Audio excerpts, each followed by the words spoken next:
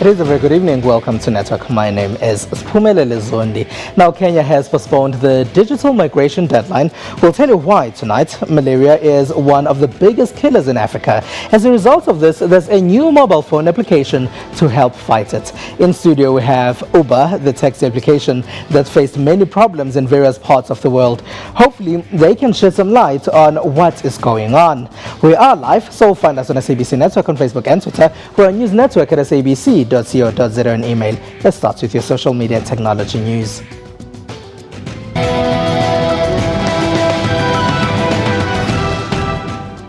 The Department of Basic Education has teamed up with Vodacom to launch an e-schools portal. This will help grade 10 to 12 learners to get extra material on their subjects. The app is free for Vodacom subscribers. Nomadiko went to the launch for us.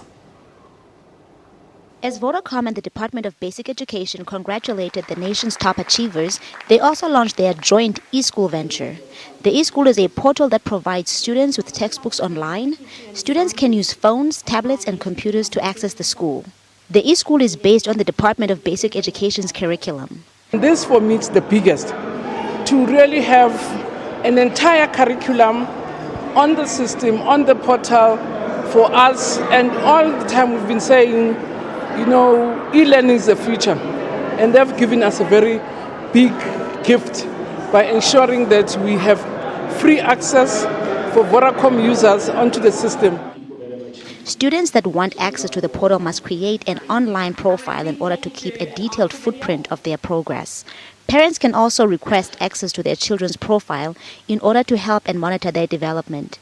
Content provided is coursework from grades 10 through 12. Bitcoins are gaining ground in Africa. This is the online currency we told you about last year. Their popularity have led to a two-day conference dedicated to the cryptocurrency. The conference will be held in Cape Town on 16 and 17 April.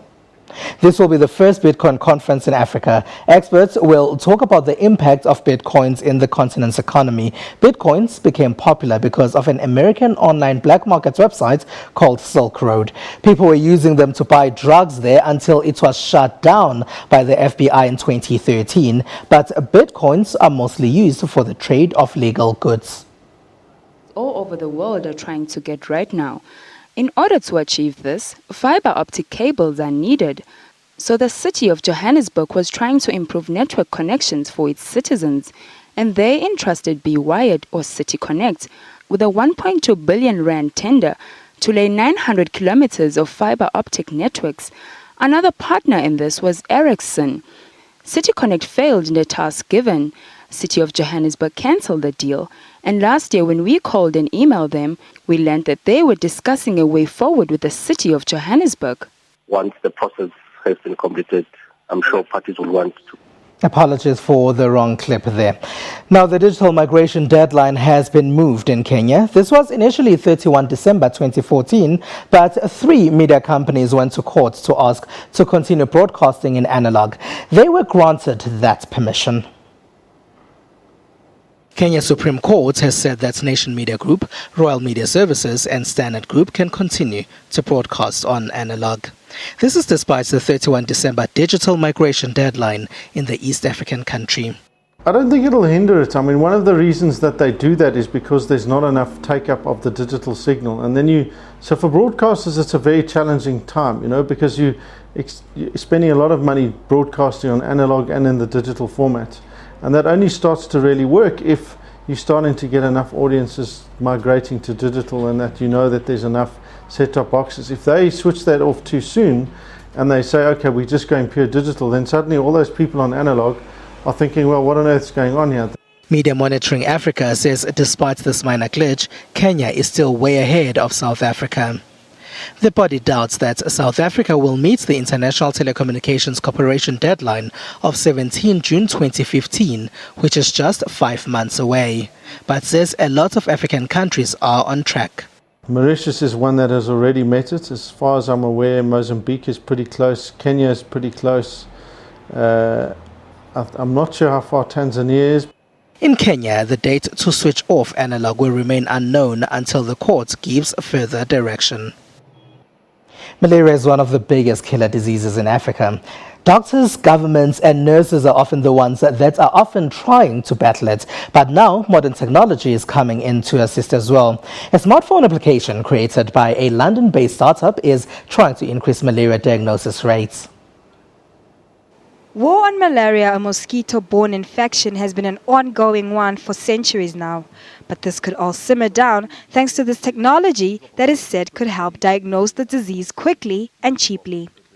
This is a mobile microscope, 200-time microscope with a constant source of light attached to an iPhone or an Android device, any of them. And we use the combined power of the smartphone's camera and the smartphone processing power to read a malaria slide. According to the World Health Organization, 128 million people were infected with malaria in 2013, a year that saw 584,000 die from the disease. How will this technology bring down these numbers exactly? So we take a high-definition picture of a sample of blood. We separate the red blood cells from the rest, the white blood cells, the pellets, and we start looking at each of the red blood cells individually. Through a facial recognition software, we have taught the iPhone what to look for. And after a year of teaching, we've reached maximum level. And at 98% now, he can tell if that cell is infected or not infected. The malaria app test runs have started in January in Tanzania, Benin and Indonesia. These will go on throughout this month and February. The creators plan to fully deploy the app at the end of March 2015. Las Vegas in the United States of America was Tech City recently as it hosted the Consumer Electronics Show, or CES. Gadgets of the future were all there to see. The Internet of Things has arrived in a big way, as Boitumi Lokasa tells us about it. This year's Consumer Electronics Show, CES, was abuzz with new futuristic technology. Exhibitors were showcasing their prototypes and what they hope is going to be the future. Of course, there will always be plenty of other hot trends emerging. This included wearable and smart devices, the growth of 3D printers, robotics, and drones to keep more than 150,000 visitors on the show busy. But what were the biggest draw cards on the floor? Mercedes brought in this sleek driverless car. The F015 was showing off its spacious cabin and lounge-like seating. The car maker credits its extended sense sensor system as the intelligence behind the car's autonomous ability. Permanently monitors the road in a 360 degrees radius through the use of stereo cameras, radar, and ultrasonic sensors. Rival German car maker BMW showed off the i360 concept garage. The solar-powered carport offers a way to recharge its electronic models like the i3 and the i8. On the other end, LG Electronics had appliances that could send text messages to alert you when they are done. The Internet of Things is a really general term that stands in for devices talking to each other without you across the Internet. So when we say Internet of Things, we're often talking about the ways in which, say, your thermostat interacts with your car. And we're starting to see a lot of that at this show, a lot of connected home, a lot of connecting the home with the car, with the garage, with the sprinkler. That's the Internet of Things for the consumer. However, not all is good for all the manufacturers. Tablet and cell phone manufacturer Samsung took a knock on their sales with the introduction of the iPhone 6 and the 6 Plus. In India, crime against women includes rape, dowry debts and abduction. It's reported to have gone up by 26.7%. As a result of this, a software engineering student in the country has developed a mobile application that helps locals report crime. Tanveer Islambad is a student at the National Institute of Electronics and Information Technology. He says rising crime inspired him to create a mobile application to fight it. This app is called Online Crime Report App. It will be useful in any part of the world. That means it will be functional even if you travel in any part of the world. The app works with Android devices. With just a click, one can capture and report a crime, and it will be automatically sent to the listed contacts. Also, at times of emergency, an inbuilt message like "Please help me" will be automatically sent to the given contacts. After the break, we'll chat with the Academy of Science for South Africa regarding finding a career in the sciences. It's SABC Network on Facebook and Twitter, News Network at sabc.co.za, and email. Stay with us.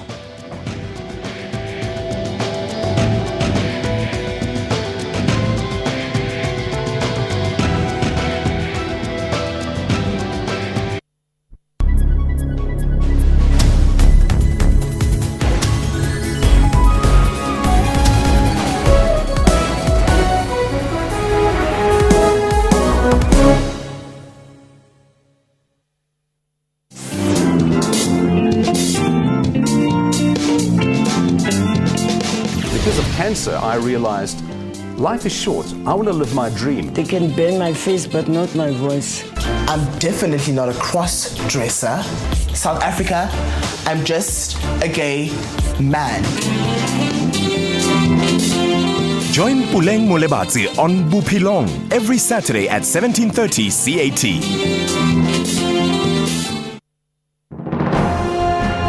Zoom into Africa. This is Mali. The president is Mr. Ibrahim Boubacar Keita. Mali got independent from France on 20 June in 1960. The population is more than 16 million people. One of Mali's major languages spoken is Arabic. Monetary unit is CFA.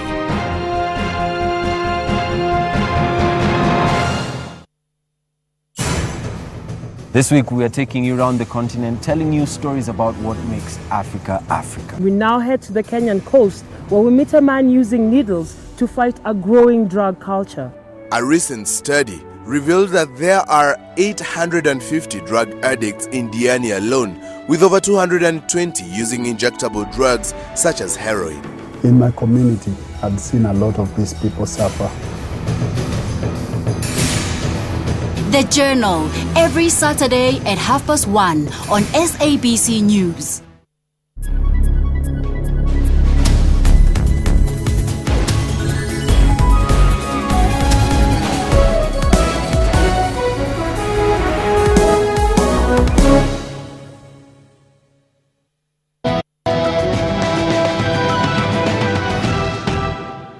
SABC Network on Facebook and Twitter, welcome back. Now, the 2014 results were announced, metric results that is, were announced in the last week, but the mathematics pass rate was the worst to date. Science results also dropped. So how can these disappointing statistics affect pupils' career choices, especially those with an interest in the physical sciences? Now, joining us for this discussion is Professor Zebulon Vilakazi, who is a council member of the Academy of Science for South Africa. Hello, and thank you for being a part of our network, sir. Thank you. Now, we reading that matric results have dropped in South Africa in science and mathematics. So what's the standard like for those subjects in South Africa? Yes.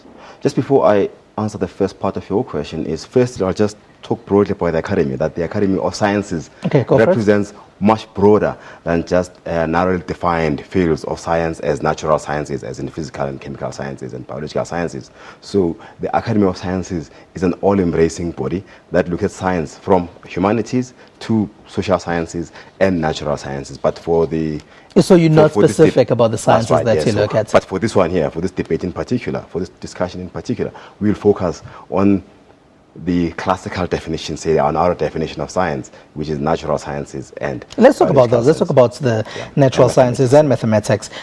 How are the standards in South Africa? Well, it depends on what you mean by standards, because they are variable.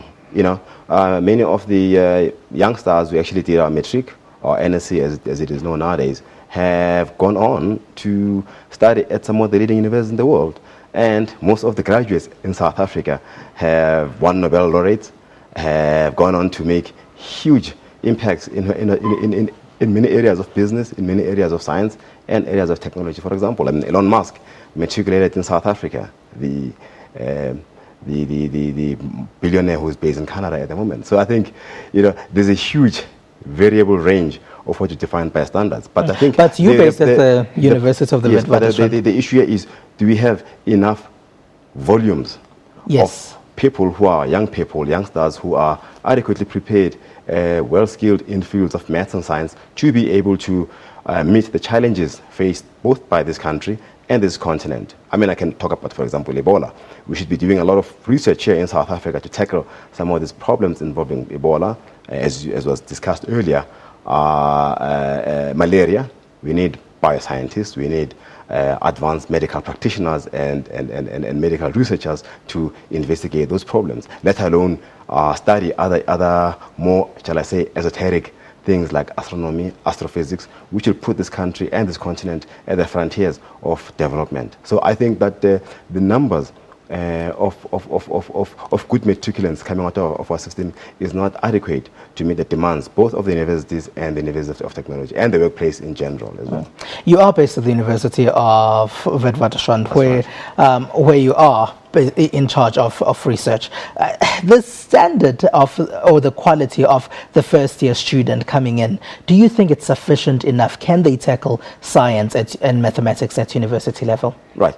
From reports I received from my colleagues who are still at the coalface because I'm more on the management side of things now, is that they invest a lot of first like 3 or 4 months or so on what I would call remedial teaching, catching up on areas and gaps in their knowledge that ought to have covered whilst they were still at the high school level. So I think there have been interventions, I'm led to believe, through this CAPS intervention done by the minister last year to actually try to plug those gaps by adding extra modules in their math curriculum. And partially, obviously the experts on educational policy can deliberate on that in detail, could have led to this slight blip in the matric results. Of course, we should be on the rising curve, but you seem to have somewhat blipped a little bit. Hopefully, as years go by, we'll be able to maintain the original trend of increasing the number of matriculants. Mind you that the number of matriculants that have come out of the system is a tiny fraction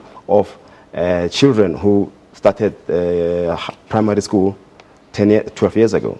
So there's been, shall I say, a wastage of human talent along this pipeline of our education system, which is actually a cause for a major concern. You did mention a few careers that people can go into and how they can be helping out on the African continent. But do you find that there's an interest when it comes to the majority of young people in getting into those science and mathematics and technology professions? Yes, first, I mean, there are boundless opportunities for people to be involved in science. I mentioned earlier on that South Africa is going to be building what is going to be the largest scientific instrument in the world, the Square Kilometre Array, and that will need to be manned and driven by South Africans.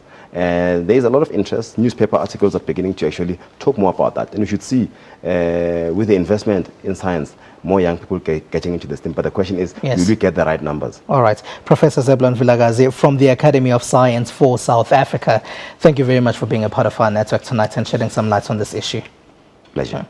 Right, and after the break, we will chat to the General Manager of Uber in Johannesburg. Hopefully he can tell us about the many problems they faced in different parts of the world. Find us on SABC Network on Facebook and Twitter. Stay with us.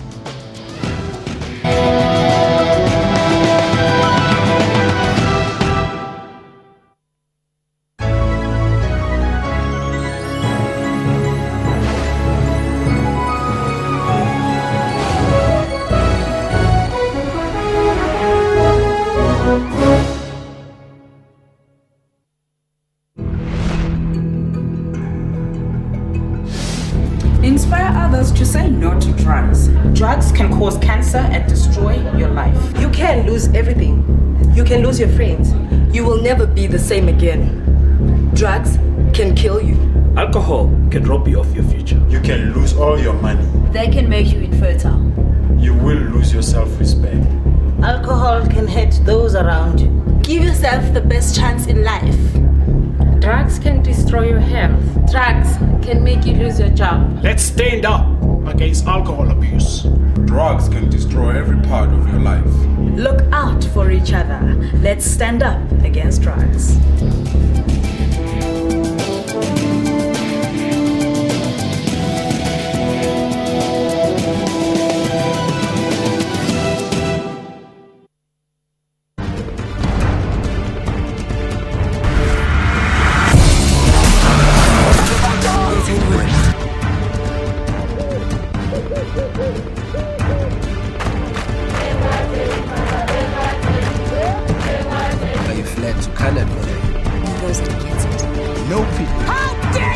is 'n Kaap. Ja, ek het 'n paar besige.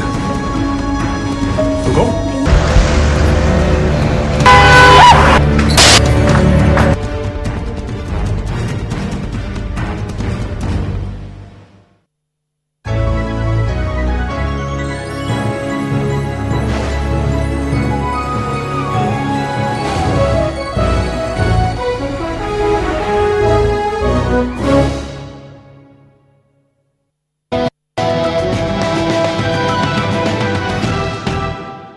Welcome back. Now, many of us know Uber as a smartphone application that allows customers to request taxi cabs. The application would then send a notification to the drivers registered with Uber in the city in which the taxi is being requested. But Uber has faced a lot of problems in different countries. The taxi application has been banned in 3 European countries, China, and now the Indian city of Delhi. In America, Uber is accused of failing to provide electronic trip data to the New York City Taxi and Limousine Commission. And in India, a taxi driver linked to the company is facing rape charges. In South Africa, some of its taxis were impounded by police in Cape Town in December. Now, joining us in studio to further our discussion is Alon Litz, Uber Johannesburg General Manager. Hello, thank you for being a part of our network. Thanks very much for having me, and compliments of the season to you. Happy New Year to you. Now, let's start with how Uber works. How does it work exactly? So you spot on. Uber is a smartphone application. You download it from either the Play Store or the iStore. And once you have it on your phone, it's ready 2 taps away and a private driver will be at your doorstep. So Uber makes it easier for you as a client to get a safe and reliable ride in your city. And Uber acts as lead generation software for drivers on the other end of the spectrum.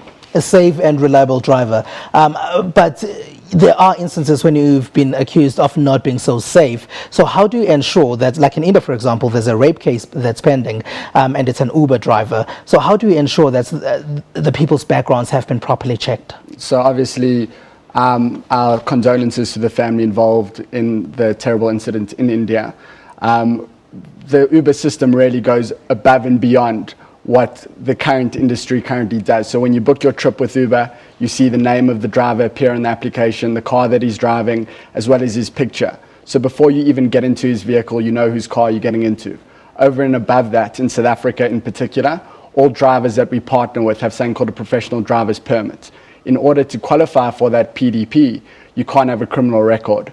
In addition to that, we do a secondary layer of screening on all drivers that we partner with, because we found that actually drivers with PDPs who are not meant to have criminal records, 15 to 20% of those drivers are coming back after our additional screening with some form of hit against their name. You say this is all drivers? In South Africa. All drivers undergo the secondary screening. In South Africa? Exactly. And the rest of the world? So it varies market by market. What we're doing globally is looking at what more we can do to ensure that Uber is even safer. Already we have a feature called Share Your ETA. So if you're traveling alone, you can actually share your trip details with someone. So they'll be able to watch you remotely, so you're never actually traveling alone. We're also looking at potentially bringing in a panic button functionality into the application if you feel unsafe. Or for example, taking that Share Your ETA functionality one step further, where after a certain amount of time, if you haven't arrived at your desired location, I guess a SOS would go out to your friends on file, notifying them, and then they could obviously react and look for where you are. If you're saying that you're partnering with licensed drivers in South Africa, so how is it possible that your taxis were impounded in Cape Town? So I think we need to differentiate between the license required for the driver and the license required for the vehicle. In all drivers that we partner with in South Africa have the license required to drive. In Cape Town in particular, we have a case where regulations unfortunately lagging innovation. And we're talking about the National Land Transport Act that was written at a time before smartphone technology was really even contemplated. So Uber doesn't fit neatly into one of these existing categories. And this is a license that's required for the vehicle. It has no way impact the safety of the driver or the safety of the vehicle. All cars that we partner with have a roadworthy certificate. So it's a bit of ambiguity at the moment. We are committed to resolving this. We are engaging with the city and at a national level across South Africa. And do you think that the problems that you're facing with your business can hinder you in any way as Uber in South Africa? So as far as we're concerned, it's business as usual. We're committed to standing by our partner drivers and standing by our riders, ensuring people can get access to safe and reliable rides. And you are here committing that if somebody catches a ride through Uber, that they are safe. Yeah, I mean, it's safer than anything else out there, without a doubt. All right. It's the first time the industry actually has accountability. At the end of your ride, you can leave feedback. Before, if you had a bad experience with a taxi operator, there was really no accountability. There's transparency, there's an electronic audit trail. The India example, while it's something that we don't want to really talk about, we can cooperate with authorities. We can provide them with as much information as possible. If it was just a random taxi on the side of the road, they wouldn't know who the driver was. They wouldn't know where the trip started, where it ended. 3 countries in Europe have banned you. Why is that? So again, it goes to the point of regulation really lagging innovation. I love the quote from Toby Shapshak. He was in Liverpool and talking to a taxi driver.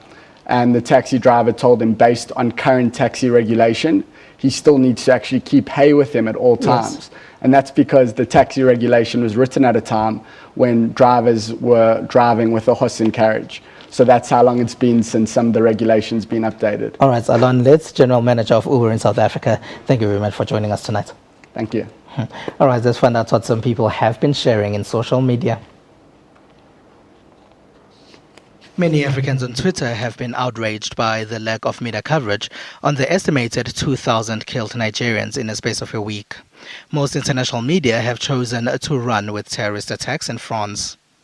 On Saturday, many were tweeting about the ANC's 103rd birthday celebrations that were taking place in Cape Town. Photos from the event were shared online. South Africans have also been celebrating 21 years of Guaido. They even started a hashtag. And some have been tweeting about the Proteas match against the West Indies. And that is all we have for you. We leave you with a video showing different kinds of selfies, from goofies to groundies. Find us on SABC Network on Facebook and Twitter. It's News Network at sabc.co.za, and email. From me and the rest of the team, have a good one.